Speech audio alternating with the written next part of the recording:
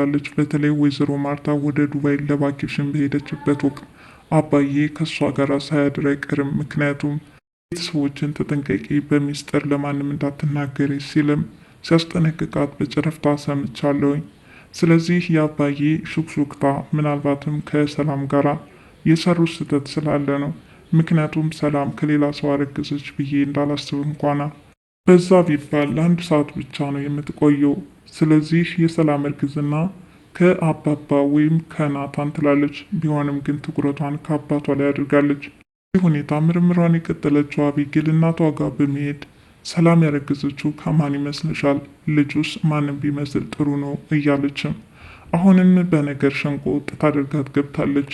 ወይዘሮ ማርታ ግን ምን ልታመጭብኝ ነው? ማንንም ይምሰል መቼም ወይ አባቱን ወይ እናቱን ነው ሊሆን የሚችለው። እናም አርፈሽ ኑሮሽን ኑሪ ሲሉም ክፉኛ በልጃቸው አዝነውባታል።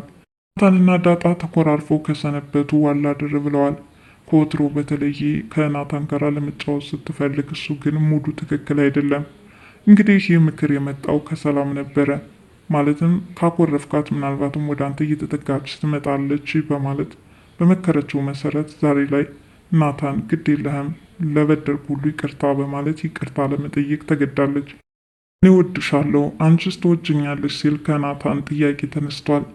ዳጣ ለተነሳባት ጥያቄ ምላሻታ ክፉኛ ጣራውን ስትመለከት ነበረ። ለማንኛውም ዳጣ ለመጨረሻ ጊዜ የተጠየቀችውን ጥያቄ ምን አይነት ምላሽ ትመልስለት ይሆን? እውነት ለናታን የፍቅር ጥያቄውን አሜን ብላ ትቀበላለች ወይስ አሁንም በአቢጌል ፍራቻ ናታንን እየራቀችው ትመጣ ይሆን? እስኪ በዛሬው ክፍል ምን አዲስ ነገር አለ? አብረን የምንከታተል ይሆናል። በባለፈው ክፍል እንደተመለከት ነው ዳጣ ናታን ስለዘጋት ክፉኛ ደብሯታል። ውሃ ወደ ክፍሏ ስትሄድ ቆዝማና ዝና ታገኛታለች። ምን ሆነች ነው ስትልም ጠይቃታለች። ይህኔ የዳጣ መልስ የነበረው ናታን ጠግቧል፣ ሂጅና አንድ ነገር በይልኝ አለቻት። ሆኖም መውደድ ባንተ አልተጀመረም ስትል መልእክቷን እንድታደርስም ላከቻት። ይልቁንስ በተሰበሰቡበት ችግር ለመፍጠር ቻለ እንጂ። ሆኖም አጅሬት አቢጌል በር ላይ ተለጥፋ እያዳመጠች ባለችበት ሰዓት ወይዘሮ ማርታ ከናታን ጋር ለማቀራረብ ጥረት እያደረጉ ማለትም እንደው ከአቢጌል ፍቅር ቢጤ አልያዝህም ይሆን ይላሉ። ታዲያ ናታን ምንም አይነት ፍላጎት እንደሌለውና አቢጌልን እንደ እህት እንደሚመለከታት ለወይዘሮ ማርታ እየመለሰላት ነበረ። ምንም እንኳን አሁን ባለችበት የጎረምሳነት ወጣት የአቢጌል ጸባይ አስቸጋሪ ቢሆንም ከናታን ጋር ቢጋቡ ግን ናታን መልካም ልጅና አስተዋይ ስለሆነ ምናልባትም አቢጌልን ሊቀይራት ይችላል ብለው ያምናሉ። በሌላ በኩል ደግሞ አቢጌል ሌላ ወንድ ብታገባ ምናልባትም የመጀመሪያዋን ጸባይ አይቶ ሊያባርራት ይችላል። ስለዚህ አብሯት ያደገውንና የአቢጌልን ጸባይ ጠንቅቆ ያወቀው ናታን ግን ምናልባትም ከስተቷ እንድትታረምና መልካም ልቦና ልትታደል ትችላለች የሚል እምነት አላቸው። እንግዲህ በዚህ ሁኔታ ናታንን እየወደዱት የመጡትና አማቻቸው እንዲሆን ካላቸው ፍላጎት የተነሳ አቢጌልና ናታንን ለማጣመር ከፍተኛ ሁኔታ ጥረት ያደረጉ ቢሆንም አቶ ደረጀ ግን በሁለታቸው ፍላጎት የተመሰረተ ካልሆነ በስተቀረ በአቢጌል ጸባይ ዛሬ አግብቶ ነገር ሊፈታት ይችላል። ሆኖም ከዚህ ነገር አርፈን ብንቀመጥ ይሻላል በማለት ባለቤታቸውን መክሯቸዋል። ቢሆንም ግን ወይዘሮ ማርታ ግፊታቸው ያው እንዳለ ነው። ይህ ሁኔታ እያሉ አቢጌል የተባለውን ሁሉንም ነገር ትሰማ ነበረ። በተለይ የወይዘሮ ማርታ ጥብቅና መቆምና አቢጌል ያለው አመለካከት እንዲቀየር የሚያደርጉት ጥረት ሳያስደስታት አልቀረም። ሁኔታ ከውሃ የመጣው መልእክት ናታን ስትወደድ ለምን ትኮራለህ የሚለው ንግግር ክፉኛ ወይዘሮ ማርታን አስቆጭቷቸዋል። ወዲያውኑ ዳጣ ተጠርታ እንድትጠየቅ ተደረገ። ለዛውም በአቢጌል አማካኝነት ጉድሽን አልሰማሽምና ነይ እስኪ ሳሎን የተባለውን ሁሉ እንድትሰሚ ይፈልጋለሁ በማለትም ጭራሽ ከናታን የፍቅር ግንኙነት እንዲኖርሽ መፈለግሽ አርፈሽ አቅምሽን አይተሽ ብትኖር ይሻላል በማለት አጅሬታ አቢጌል ትንጨረጨር ገብታለች። ምስኪኗ ዳጣም በጭራሽ ከሷ አንደበት ያልወጣው ንግግር ከነ ወይዘሮ ማርታ መድረሱ እጅግ በጣም አሳዝኗታል። ወደ ሳሎን ተጠርታም አንቺ ዳጣ ምንድን የሰማሁት በማለትም ወይዘሮ ማርታ ክፉኛ ቁጣ በታከለበት ይጠይቋታል። የአቢጌል መልስ እኔም ማማዬ ብዬሽ ነበር አልሰማም አልሽ እንጂ ይኸው ከናታን ፊት ካላልኩ ብላ በላይ ሆናለች ስትልም ዳጣን ለማከፋፋት እየሞከረች ነው። ዳጣ ከነገሩ እንደሌለችበትና ይልቁንስ ናታንን ያለችውን ነገር ውሃም የተሳሳተ ንግግር እንደተናገረች ለወይዘሮ ማርታ ለማስረዳት እየሞከረች ነው። ናታንም ቢሆን ዳጣ እንዲህ አይነት ቃል አይወጣትም፣ እባክሽን እማዬ በጭራሽ የአቤጌልን ንግግር አትስሚያት፣ የሆነ ያልሆነውን ተናግራ ለማጣላት ጥረት ታደርጋለች በማለት የአቤጌልን ጸባይ እየተናገረ ነበረ። ሆኖም ወይዘሮ ማርታ አቤጌልን እንዲወጡ ካስደረጉ በኋላ የዳጣን ትክክለኛ ማንነት ለማወቅ አስችሏቸዋል። ሆኖም ዳጣ እንዲህ አይነት ንግግር እንዳልወጣትና ይልቁንስ ናታን ሰሞኑን ስላኮረፋት በምን ምክንያት እንደሆነ ማወቅ እንደምትፈልግም ተናገረች። ዳጣ የናታን ኩርፊያ ክፉኛ ስላስጨነቃት በተደጋጋሚ ናታን ምን ባስቀይም ነው እባክህ እንታረቅ ወይም የበደልኩን ንገረኝና ይቅርታ ልጠይቅ ብለዋለች። እሱ ግን በቃ ከዚህ በኋላ ኩርፌሻለሁ፣ ከአንቺ ጋር ንግግር አልፈልግም በማለት ዘግቷታል።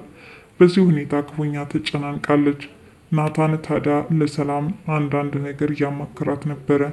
ያ ይሰራል ያልሽኝ መፍትሄ እስካሁን ምንም የተለየ ለውጥ አላገኘሁበትም። ዳጣ የፍቅር ጥያቄን አልተቀበለችም ሲልም ነግሯታል።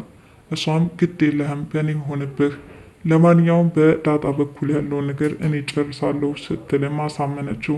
ናታን ከሰማች በኋላ ሰላም ቀጥታ ለዳጣ ይኸውልሽ ይህን የመሰለ ልጅ ብዙ ጊዜ ለመነሽ ጠየቀሽ፣ አሁን ግን ወደ ሌላ ሊሄድ ነው ስትልም ነገረቻት። እኔ ጠልቼው አይደለም፣ ነገር ግን ቤት ውስጥ ያለውን ነገር ታውቂያለሽ አይደለም ሰላም፣ አንቺ ስለምን እንዲህ ትይኛለሽ ስትልም በቁጣ መልሳላታለች። በዚህ ሁኔታ እንግዲህ ሰላም ከፍተኛ የሆነ ጥረት እያደረገች ነው በሁለታቸው የፍቅር ግንኙነት እንዲመሰረት፣ በሁለታቸውም በኩል የማግባቢያ ቋንቋዎችን እየተናገረች እርስ በርሳቸው እንዲቀራረቡ በማድረጉ ያላትን ጉጉትም እየገለጸችላቸው ነው። ታዲያ ዛሬ ላይ ዳጣ ይኸው ለሌላ ሴት አሳልፈች ሰጠሽው እድሉን መጠቀም ባለመቻለች ስትላት፣ ይህኔ ዳጣ ቅናት ቢጤ ሳይሰማት አልቀረም። እኔም እኮ ናታንን ጠልቼው አይደለም፣ ነገር ግን ያው የምታየው ነገር ነው በማለት ፍራቸዋ የአቤጌል እንደሆነም እያወራች ነው። አቤጌል አሁንም ምርምሯን ቀጥላለች። በተለይ የወይዘሮ ማርታ የዱባይ ጉዞ ተከትሎ ከሰላም እርግዝና ጋር እያያያዘችው ነው። እማዬ ወደ ዱባይ ለቫኬሽን የሄደችበት ቀን እንዲሁ በቅጡ ባይለይልኝም ሐምሌ ወር ጀምሮ እስካሁን ያለችውን በሂሳብ ስሌት እያሰላች ነው። ለዛውም እስክርቢቶና ወረቀት በመያዝ ሰላም እርግዝና አሁን ያለችበት ወራት ተደምሮ ሲቀነስ እያለችም እያንዳንዱ ጨመረችና እየቀነሰች ነው። ሆኖም የሰላም እርግዝና ልትደርስበት ጫፍ የደረሰች ትመስላለች። ሰላም ያረገዘችው ከናታን ወይም ከአቶ ደረጀ ሊሆን ይችላል። ምክንያቱም ሱቅ በምትሄድበት ሰዓት ግፋ ቢል 1 ሰዓት ነው የምትቆየው። ከዚህ ከሁለቱ ውጭ ማንም ሊሆን አይችልም። መቼም ቢሆን የሰላምን እርግዝና አባቱ ማን እንደሆነ እደርስበታለሁ እያለችም በምርምሯ እንደምትቀጥልበት መቼም ልትፋታት እንደማትችልም ይህንን በሀሳቧ እያወጣች እያወረደች ነው። አቶ ደረጀና ወይዘሮ ማርታም ያው ከአውሮፓ ሀገር ሆነው በስልክ ባልና ሚስቶቹ እያወሩ ነው። እንግዲህ የሰላም እርግዝና ቀኗ እየተቃረበ ስለመጣ ልጆቹ ስራ እንዲያግዟት ሲሉ ማስጠንቀቂያ ለወይዘሮ ማርታ ተሰጥቷቸዋል። በተጨማሪም ወይዘሮ ማርታ ከአጠገቧ ከሰላም አጠገቡ እንድትሆንና አንዳንዱ እንቅስቃሴዋን እንድትቆጣጠራትም እያዘዙ ነው። መልካም ስብናን የተላበሱት ወይዘሮ ማርታም ለሰላም እርግዝና ጥንቃቄ እንደምታደርግላቸውም ቃል ገብታለታለች። አቤጌልም ካልኩሌት ካደረገች በኋላ ቀጥታ ወደ እናቷ በመሄድ ዱባይ የሄድሽው ሐምሌ ስንት ቀን ነው ስትልም ጠይቃታለች። ወይዘሮ ማርታ ክፉኛ ፈርታለች። ምን አይነት ነገር ጭረሽ ልታመጭብኝ ነው? ያንቺ ነገር ያስፈራኛል ትላታለች። ሆኖም እማዬ ፈልጌው ስለሆነ ይህንን ቀን ንገሪኝ በማለት ሐምሌ 12 ቀን ወደ ዱባይ ጉዞዋን እንዳደረገችም ወይዘሮ ማርታ ለአቤጌል ነገረቻት። ታዲያ የሰላም እርግዝና ከማን ይመስልሻል? ልጁ ማንን ቢመስል ደስ ይልሻል? በማለት ወሬዋንም አስከትላለች። በዚህ ሁኔታ የሰማቸው ወይዘሮ ማርታ ክፉኛ ደነገጡ። ደግሞ ምን ልታመጭብኝ ነው? አርፈሽ ተቀመጭ እና የኔ መሄድና የሰላም እርግዝና ምን አገናኙ? ሲሉም ክፉኛ ተቆጥተዋታል። በዚህ ምክንያት አቤጌል ሀሳቧን መጨረስ አልቻለችም። ምርምሯም እንደቀጠለ ነው። እማዬ ዝም ብለሽ ብታዳምጪ በማለት እንደተለመደው ያሰበችውን ለመናገር ስትፈልግ ግን ወይዘሮ ማርታ በትዳራቸው ላይ አደጋ መደቀን አልፈለጉምና ጥበይ ምንም ነገር እንዳትነግሪ ስትል ማስጠንቅቃታለች። ዳጣ በበኩሏ ናታንን እባክህን ይቅርታ ጠይቃለሁ፣ ምንድነው ያጠፋው ስትል ጠይቀዋለች። እሱም ለአንዴና ለመጨረሻ ጊዜ የምጠይቅሽ አንድ ነገር አለ፣ እኔ ወድሻለሁ፣ አንቺስ ትወጂኛለሽ ወይ ሲል ዳጣን አስጨንቋታል። ዳጣ ለጥያቄው መልስ ያጣችለት ትመስላለች። እንግዲህ ዳጣ በእርግጥ ናታንን እንደምትወደው ይታወቃል። ነገር ግን የፍቅሩን ጥያቄ ላለመቀበል ግን እያንዳንዱ እንቅስቃሴዋን እየተከታተለች ስለምታሳድዳት የእሷን ፍራቻ ለመሸሽም ብሎም ደግሞ አቤጌል በጣም እንደምትወደው ይታወቃልና የእሷን የፍቅር ጥያቄ ተቀብሎ እንዲኖር ካላት ፍላጎት የተነሳ ነበር እየሸሸች የመጣችው። ታዲያ ዛሬ ላይ የናታንን የፍቅር ጥያቄ ብትቀበል እዛ ቤትስ ምን አይነት ክስተት ሊፈጠርባት ይችላል?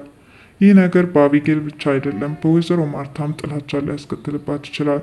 ወይዘሮ ማርታ ፍላጎት እንዲሁ አቤጌልና ናታንን ማጣመር ስለሆነ ቀጣይ ክፍል እስከምንገናኝ ድረስ ለዛሬ ሆነ ነበረ። ለቻናሌ አዲስ ሲሆናችሁ ላይክ፣ ሸር፣ ሰብስክራይብ በማድረግ ቤተሰብ እንድትሆኑ በትህትና እጠይቃለሁ። ባይ ባይ።